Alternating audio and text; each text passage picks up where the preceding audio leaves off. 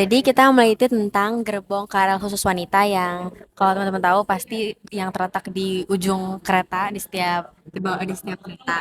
Nah, kenapa kita melakukan penelitian ini? Karena kita tuh ngeliat akhir-akhir ini tuh banyak kasus-kasus pelecehan seksual yang terjadi di gerbong kereta dan kita mau neliti gimana gerbong KRL wanita tuh udah berhasil buat ngurangin masalah itu dan bagaimana perempuan-perempuan itu merasa aman berada di gerbong KRL wanita. Kita dapat banyak rekomendasi dari komputersnya, seperti Mereka tuh nyaranin ada panic button tuh yang langsung ke polisi atau langsung ke PT KAI, jadi langsung laporan mereka tuh langsung terdengar.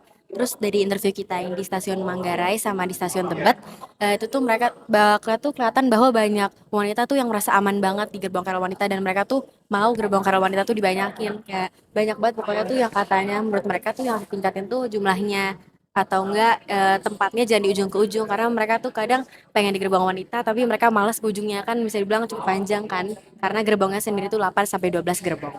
Rekomendasinya ini ada di poster kita itu kayak panic button lebih dijelasin kan biasanya kita udah survei juga itu nggak kelihatan dan banyak banyak juga tuh yang request buat diperlihatkan biar lebih gampang.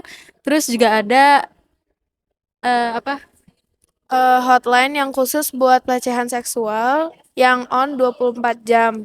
Jadi semuanya mereka terdengar yang reported cases. Terus ada CCTV-nya dijelasin terus dibanyakin di banyak tempat biar makin kelihatan. Penalti buat orang yang melakukan pelecehan seksual itu lebih diberatin karena sekarang itu mereka nggak diberatin.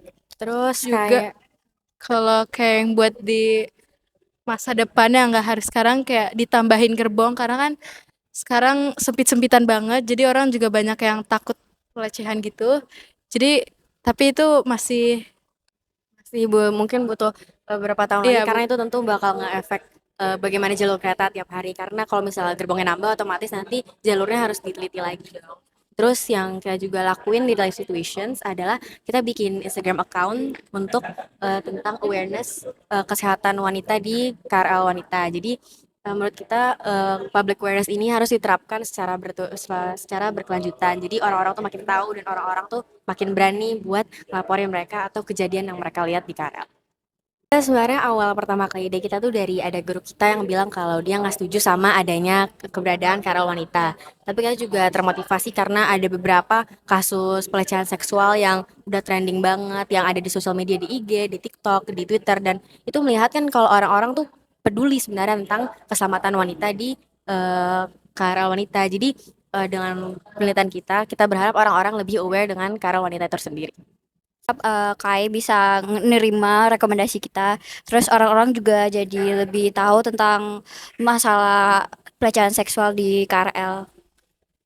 Kita juga harap pelecehan seksual cases itu berkurang eh, dari rekomendasi kita yang Ya, diterima. karena menurut dia tuh angka pelecehan seksual di kereta tuh sangat mengkhawatirkan, kayak di 2022 aja tuh udah 70 kasus dan itu tuh yang terlaporkan. Banyak wanita tuh yang masih belum berani untuk melaporkan kejadian-kejadian yang mereka lihat atau alami.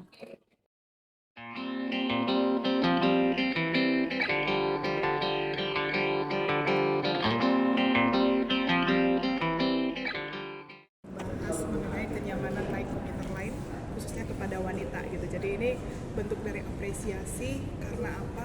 Ini anak SMP sudah berbicara mengenai transportasi publik dan salah satu konsen KCI di sini ataupun KAI komuter itu memang kan masalah kenyamanan dan kita sangat konsen dengan yang namanya pelecehan, kemudian hal-hal yang tidak menyenangkan di atas kereta. Mulai dari sosialisasi yang soft, kemudian kita ada edukasi juga sampai akhirnya kita membangun teknologi CCTV analitik untuk memastikan penumpang kami aman. Ternyata ini disambut dengan baik oleh pengguna komuter lain dan ini kan usianya usia remaja, mereka tahu tentang transportasi sehingga kami memberikan beasiswa 1 tahun untuk uang sekolah di lab school supaya teman-teman yang lain termotivasi dan kita juga sangat konsen dengan yang namanya inovasi. Tadi kan teman-teman ada ngasih sejumlah saran ya untuk itu. Apakah sudah ada yang sebenarnya sudah diimplementasikan gitu? Ya, saran-sarannya seperti regulasi, kemudian adanya KKW dan efektivitas KKW ya, kereta khusus wanita, kemudian button namanya panic button dan yang lain. Sebenarnya itu implementasinya seperti kontak center 24 jam, petugas di stasiun, kemudian petugas pengamanan itu sudah kita implementasi. Bahkan tadi saya informasikan ada satu hal yang perlu dibahas, yaitu implementasi teknologi CCTV analitik yang saat ini memblok setiap orang yang melakukan pelecehan ataupun pencopetan yang pernah dilakukan, itu sudah kita submit ya di CCTV analitik kita. Kemarin kita juga bekerja sama dengan kejaksaan ya dengan CCTV analitik ini karena kita butuh tindak lanjut gitu. Ketika kita temukan, kita berkoordinasi dengan pihak yang berwajib dan dia pun sudah dipastikan akan sulit akses dan masuk ke stasiun. Ini terus kami kembangkan, namanya teknologi itu pasti butuh terus di-develop ya, sehingga ini butuh dukungan dari berbagai pihak. Kalau saat ini kereta KKW itu masih beroperasi nggak sih, Bu An? Yes, di Jabodetabek untuk kereta di depan dan di belakang ini juga masih kita berlakukan. Ini akan terus dievaluasi ya. Kalau di luar negeri kemarin kita melihat seperti Jepang, dia membuat kereta khusus wanita itu hanya di jam-jam sibuk.